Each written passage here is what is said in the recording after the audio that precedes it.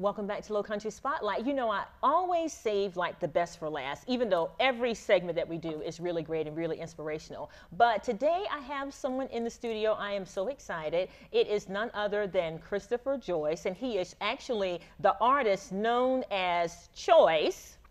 But before I go there, I just wanted to say he is a minister and an elder at Lord of the Harvest Christian Faith Center in North Charleston, which is where we both go to church.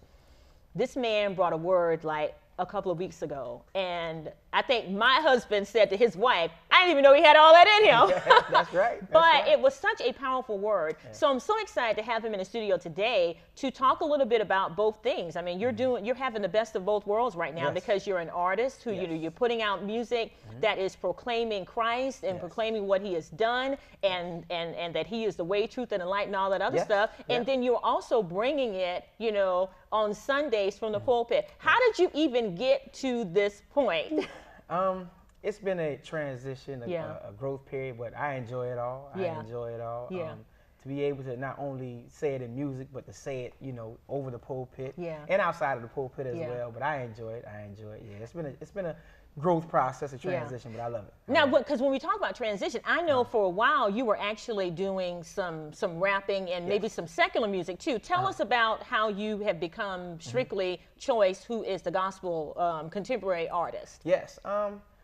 Like growth, like anything else, you know what I mean? The more you grow in the knowledge of God and the knowledge of Christ and reading and just living life and being able to see my faith lived out, go through different things, but to actually have a good rooted anchor in Christ, you know what I mean? It's just been able to, just to kind of launch from, to be able to talk about those experiences and sing about those experiences.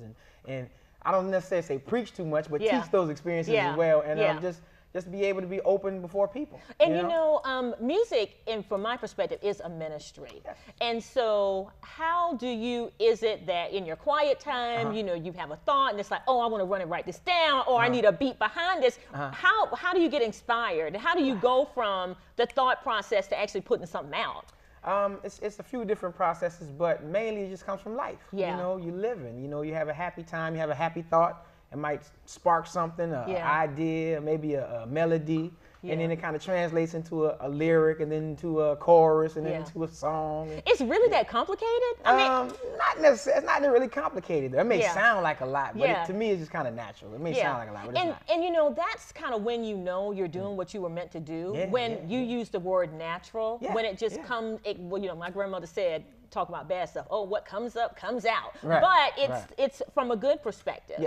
And so I'm sure, now tell us a little bit about, you just had a project that just dropped not long ago. Tell us a little bit about that project. I had a project come out called Entertainment. We actually had a great rollout for it. We did a mini documentary, and we actually released that in Cinnabar over in Mount Pleasant. You're kidding. Yeah, we did that. And so you can check it out on iTunes, on my website, which is onechoice.com. That's ONECHOYCE.com. Yeah, but it's a lot of great music on there, a lot of different vibes on it, a lot of different styles. Everything from reggae to a little bit of rapping to some singing. So just something that I think everybody can enjoy. Now, how do you determine, basically, okay, you said reggae, you know, maybe there are jazz influences. How do you mesh all of that into something that's Christian? Because, I mean, you know, when I grew up in church, probably the same experience. You know, you're singing on the choir, you got your long robes on, it's the organist with the hymn. But how do you get from that, I guess, old school to now where, you know, you can find the inspiration in a reggae beat, you can find the inspiration in a jazz influence? Really, it's just the message. You know, as long as the message doesn't change, the medium itself, it might be up tempo, might be mid tempo, slow tempo, but as long as the message is there, I think, you know, it can still be related to, and it does the job. You know, so I enjoy doing all of it. Well, and how has it been received from the standpoint of, you know, sometimes, and I talked about this on another segment, when people think that the secular influences are just too much because we should be with the hymn and reading out the hymnal and the organist and all that. How's it been received, the way that you approach your music? It's been received pretty well. I think, well, for me, I think I've been able to kind of go through some different areas because I can sing and I can rap a little bit as well. So depending on where I am, I'll just apply what's useful at that moment. So I don't think I have a lot of barriers per se. Yeah. But I enjoy all of it. It's been received really well. And I think that when I saw you speak 2 weeks ago, and you use everything at your disposal. You know, you use media.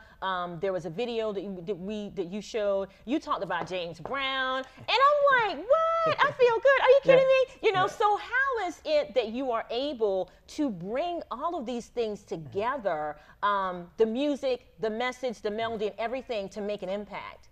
Well, I thank God for creativity. I just thank God for creativity. And I just use all of those things. It's a part of my life. It's a part of who I am on a day-to-day basis. You know, everything from the mention of a James Brown lyric or, a video that is inspirational. All of those things are a part of who I am. So that's what I put out. And I think that's just the most authentic way to do it. And how important is it for you to use your music and even your life, your lifestyle, to kind of meet people where they are and then bring them to the level that you know they can reach? Yeah, very important. It's very important. Like you say, it's a great medium as far as music is concerned that I think music touches everybody in one way or another. It speaks to our lives and different times of our lives. So to be able to use that in a way that is going to actually draw a person in, but then give them something, deposit something in them from what they're hearing, I think it's a beautiful thing. Just to be able to see the good in somebody and speak about different life situations that I think we all have gone through. But be able to say, well, hey, there's another way to look at this. You know, we could paint it in a negative light, but then we can look at what we can grow from. You know, so I use those opportunities and I try to use that as a platform to say, hey, listen, there is better out there for us. There's more that we can do. There's more that we can be. And for us to look at life through a positive lens if we can, you know, and know that God has something special for all of us. How important is it to actually say, you know what, I know where you are, you know, been there, done that, and, you know, I'm not where I know I'm going to ultimately be, but I'm making strides. How important is it for you to use yourself as the example to help people move forward? Well, I think that's all we have at the end of the day is to be able. I can't really talk about anybody else's struggle or their story, but I know mine. I wake up with me every day. That's right. So, I love that. I wake up with me every day. So you know, I just talk about what I see and what I go through, and if somebody can connect to that or they can identify with that, it works well. It's something that somebody can say, you know what, I stubbed my toe. Right? You stubbed your toe too, so you know what that pain feels like, right? So it's just something that we have in common. It just gives a level playing field, a level platform for us to launch from and be able to, you know, build some camaraderie. And I think that transparency is so important. I think the lack of transparency is what stops people from coming forward. Very true. That's very true. Yes, okay, so we've got a little bit of time left. What I want you to do is I want you looking at camera, and I want you to give the biggest plug for One Choice, the artist, and what you've got going on. Go for it. Well, listen. It's great to be here. I'm having a great time being here. You can check me out on all social media at Choice Music. That's CHOYCEMUZIK. That's at Choice Music. But the best way to get with me is on my website. That's www.onechoice.com. That's ONECHOYCE.com.